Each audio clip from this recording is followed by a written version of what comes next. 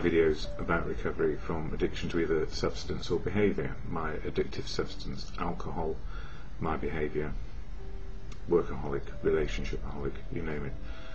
Trying to be perfect. And why? Well, probably driven by 1,000 forms of fear along the way. Trying to fit in, trying to be included, trying to look right, putting on a brave face. All those things that we do when we want to fit in. And what helped me? Well, a great enabler for me was alcohol, and it took the edge off. That first drink took the edge off, made me feel convivial, made me feel okay with being me, even though I didn't know who I was, and I didn't know how to fit in. So it gave me a brave face, and they call it a bracer sometimes, when you take a drink in the morning, or if you've got a hangover, something to cure it. But at the end of the day, what happened to me? Simply this: I went from conviviality to dependence to addiction, and it was a very slow, long process. But I don't know where the lines were crossed, and I suspect the line actually was crossed with the first drink. The first drink did the damage, and after that, well, all bets were off in terms of me trying to find out who I was in a really authentic way, to find my uniqueness and authenticity. And what did drink do for me? Well, it made me feel like I knew better, made me feel able to be confident in my opinion, made me feel confident to be whatever I thought you ought, what I thought you ought to see, and what I thought you wanted. So these days I don't do that on a daily basis, at least I hope not.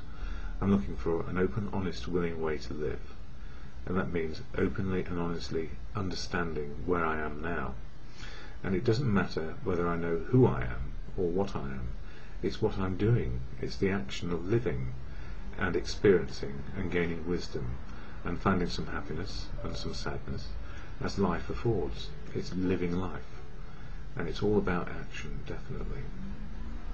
So for me these days, I'm in recovery, one day at a time, a 24-hour program of action to change my attitude and behaviour.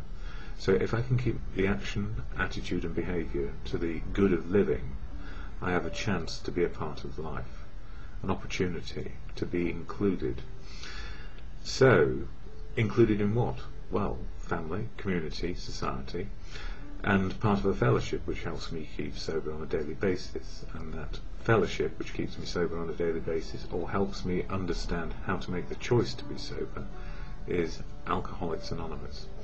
So it's full of unique, authentic people with the similarity that we don't drink on a daily basis, once we've got the message, and that life is better without drink. Simple as that, really. But it's complicated because people are complicated.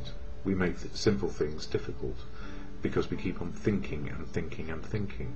So when I wake up in the morning, if I'm happy, it's better not try and find the source of the happiness with great gusto, trying to analyse it to death, because the more I try and pick it apart, the actual feeling, the more I lose it, because I'm looking for the answer.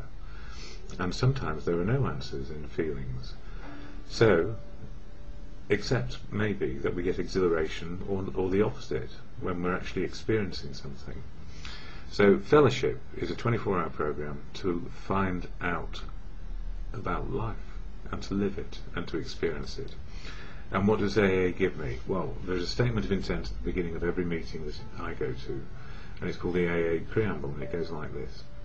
Alcoholics Anonymous is a fellowship of men and women who share their experience, strength and hope with each other, that they may solve their common problem and help others to recover from alcoholism.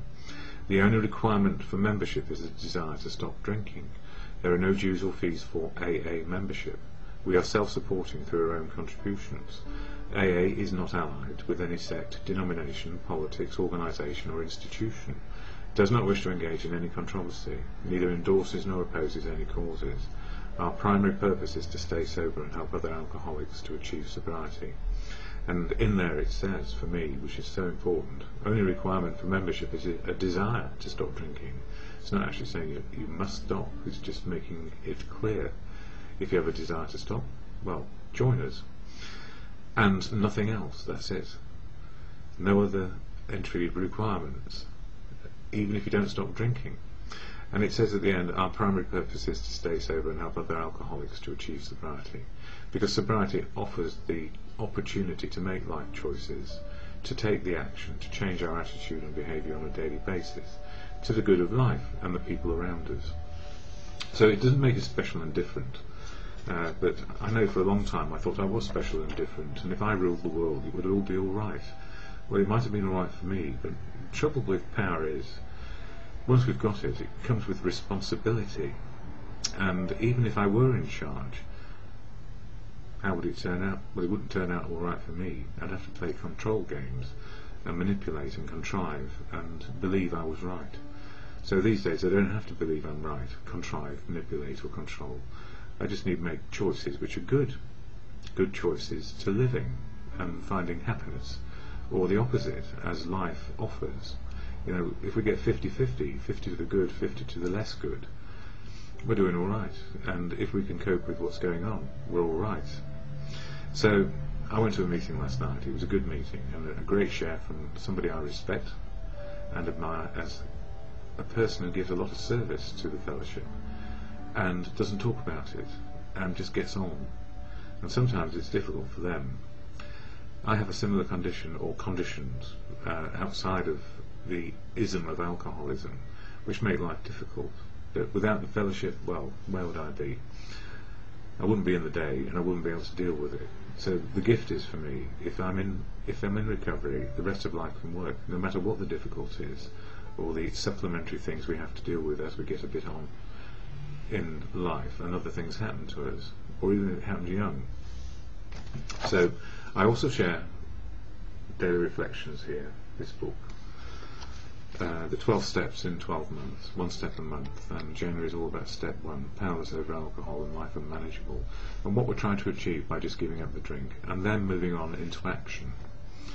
And it says here, January the 15th, an unexpected inner resource. With few exceptions, our members find that they have tapped an unsuspected inner resource, which they presently identify with their own conception of a power greater than themselves. And that could be for anything that you understand to be a power greater than you. And for me it's fellowship, God, you name it, the universe. Things I cannot define often, but help me with wisdom. From my first days in AA, I struggled for sobriety. I find hope in these words from our founders. I often pondered the phrase, they have tapped an unsuspected inner resource. How, I ask myself, can I find the power within myself, since I am so powerless? In time, as the founders promised, it came to me. I've always had the choice between goodness and evil, between unselfishness and selfishness, between serenity and fear. That power greater than myself is an original gift that I did not recognize until I achieved daily sobriety through living AA's 12 steps. And the gift in there, for me, we don't get it all at once. We can think we've got it. We think about what recovery is, and then we live it. And as we start to live recovery, it's blinking difficult. It's very difficult because life is difficult. If it were easy, what would be the point? I don't know. I don't know, because it's not. It's difficult. So living in action, 12 steps of changing my attitude and behaviour to live these principles in all my living experiences. It works because that inner resource is always available to me, to the good of living rather than the bad of living.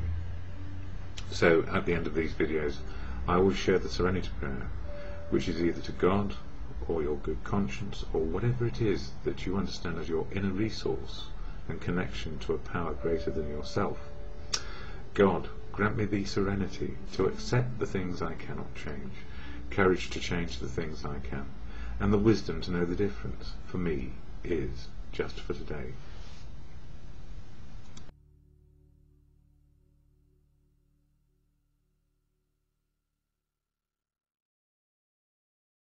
Just setting my clock. I tried to do a video earlier, it came out all weird and strange. Anyway, my videos, no wonder they're weird and strange sometimes, my videos are all about recovery from addiction. and the addiction can be to substance or to behaviour. My substance over the years was alcohol, my behaviour workaholic, and trying to be perfect in relationships as well, be they business or personal. And my videos all about recovery, sobriety, and trying to make life work one day at a time, a 24-hour programme of living. And the gift is, if we stay on the path of sobriety, the 24-hour programme of living becomes days, weeks, months, years. So for me the gift is several years along in sobriety, and the gift of sobriety is we start to understand life a little bit better. It doesn't mean we can actually approach life as if it's a science, although some of us tried. We have to actually acknowledge that there is an art to living. The art of living is the skill of learning a day at a time what works and what doesn't work. And behind that, in the fellowship, it's about three things: emotional, spiritual and physical well-being. And on a daily basis our emotional well-being will be challenged, our spiritual understanding will be challenged, and for some of us it's as simple as spiritual is seeing the truth of now, without denials and without filters. And sometimes the spiritual connection to now is as difficult when we're going through hard times or good times, because we're still learning. So life to me is an art, and although we may be persuaded we can measure how well we're doing by either emotional, physical or spiritual, often the measures we are given by society and civilization are around material things, or what we seem to have in terms of status in society. And in the fellowship of AA we don't go by materialism or status in society, we just go by, are you sober today and how was it, and take account of the wisdom learned from the good aspects and the sad aspects. So No Regrets was the name of my video yesterday, all about powerlessness. And this is January, and January is synonymous with me for the first step of AA, that is, we are powerless over alcohol, and if we drink, life is unmanageable. But there is also the powerlessness over people, places and things, which is really important to understand and acknowledge. Powerless over people is really important to me, especially as I've been in a relationship which has kept going for some time, but has now concluded. And No Regrets really yesterday was where I was. I have no regrets about the relationship and what has happened, because I've learned so much about me and other people and another person, and the fact that another person took the time to be with me for quite a period of time. And we learned a lot from each other, and she has her life to lead and I have mine. And the gift is we went on a journey, I suppose, together, learning about each other, our personalities, our characteristics, our aspirations, and where we came from, where we're here, where we are now, and what we may be like in the future. So the gift, if you like, for me is I do not regret one moment, even though some of those moments were very hard and made me feel very inadequate. What I've learned is more wisdom along the way of how I can cherish people, and to be able to cherish another person and do it unconditionally, and to love them. You know, you could write 1,000,000 words and still behind all of that is love. And sometimes we might have disliked what went on or hated the behaviour. As I've said in other videos, we can love a person and hate their behaviour, not because it's hurting us particularly, but because it's hurting them. And that's just not me judging, it's just observing. So I too am capable of behaviour which is unhelpful to me, and sometimes I need to lose it, and the only way I do that is by getting feedback either from people close to me or what I hear in the rooms of AA, which mirrors what I've been up to. And I feel relieved today. I feel relieved that I know I'm right in my feelings about loving other people, and whether behaviour is hateful or just weird and we can't get on with it, it doesn't matter.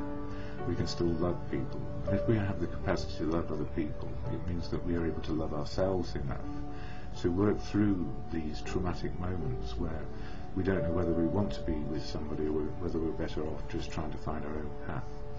And we do meet people along the way in different stages of life, and I'm at a different stage of life, maybe to others, and so my outlook has changed. And what is fascinating and interesting and new may actually, for other people, may actually be something that I've understood and dealt with, or have come to a conclusion I'm on a different path. So the art of living is to be accepting where everything is today in reality. The reality of now is so precious and so important, and we need not make any other person responsible or blame any other person for what is. It's just the way it is. And the acceptance is not just saying, okay, I accept that. It's to actually accept and love at the same time, and know it's okay to be on a singular path, because we're not really. We have other connections too, so we make the best use of what is going on, not to utilise and exploit, but to be a part of. And that's the simple answer, to keep on being part of life, to actually start afresh, maybe, in terms of relationships, and readjust what is, rather than what we may have wished for. So I'm very grateful at the moment. And, you know, I've learned an awful lot over the last few months about me, and tolerance, and understanding really what powerless is. I'm powerless over the fact that we've got roadworks happening outside. And what makes it work for me? Well, the simple answer is this. If we cannot make a relationship work for whatever reason, or the relationship does not go as we might have imagined, it's not to keep on trying to make it so, because if we're trying to make it so, we're using our self-will, our obsession to make it the way we think it ought to be fashioned. And what I'm learning clearly is that we make good connections with people, and we often have common ground. And maybe we wish for more than is, and then we can't make it happen. So now, what do I do?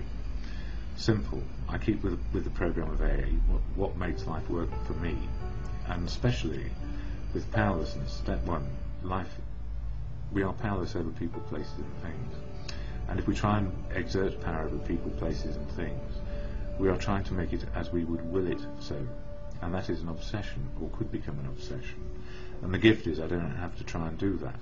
There is nothing wrong with me, and there is nothing wrong with anybody else in my life right now. We're just on a journey. And I was speaking to my mother this morning, and she's in a fairly okay state. But there have been more calamities around us, and not so much in near family, but in near friends. And things haven't been going too well. And sad news from abroad about a friend of a friend who we all knew. They died on their own and weren't found for a couple of days. It makes us reappraise where we are today and how precious life is, how precious the people are around us, and this thing of cherishing people and not treating people with superficiality or indifference.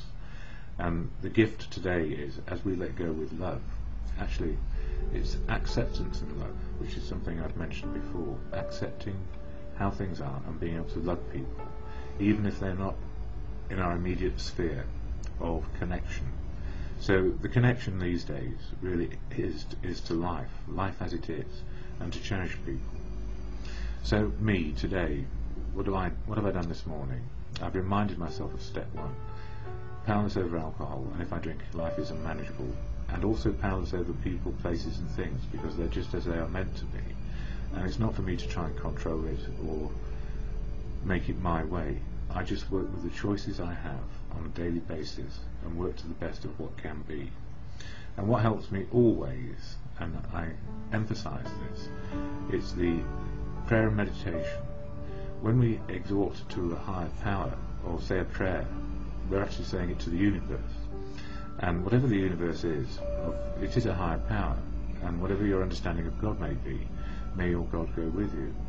And my understanding is to the good conscience of living, which we all learn from society and civilization. And that serenity prayer makes up for many things. It makes me able to accept. And it goes like this: God, grant me the serenity to accept the things I cannot change, courage to change the things I can, and the wisdom to know the difference.